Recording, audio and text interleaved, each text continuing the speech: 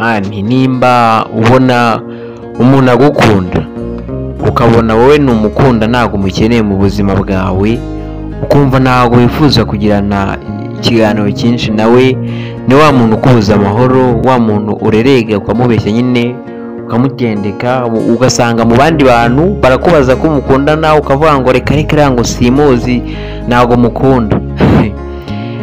Ngiye nakugira inama aka kanya, fata umwanzuro uzamubwiza ukuri umubwire ko utamukunda, kuko hari abakobwa benshi bazi gutanga ikinyarwanda bakubwira ati ntago mukunda mfite umuntu nkunda, cyangwa se n'abasore barahari beza bameze gutyo.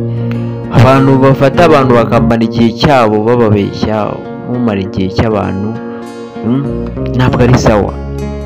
Abantu muhemukira gutyo usanga wowe uwo wizera ari we guhemukiye.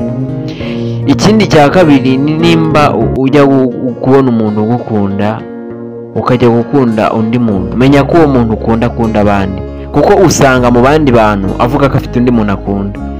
Rero nimukajye mushebeka ngo kuko uyu muhungu ngo yambwiye ko nkunda, cyangwa se uyu mukobwa ngo ngewe ngo simukunda ngo nkundana na runaka, ntabwo ibyo bintu ari byo. wowe ubikora uzicuza nyuma kandi uzabibona.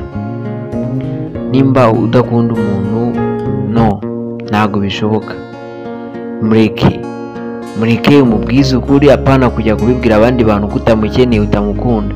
Ibaze kugira ngo umuntu mwe mukundana abyumve mu bandi bantu ko atagukunda nkaho yabikwibwiriye. Mani buriya rero abantu barihemukira cyane, mujye mumenya ibyo mukina nabyo.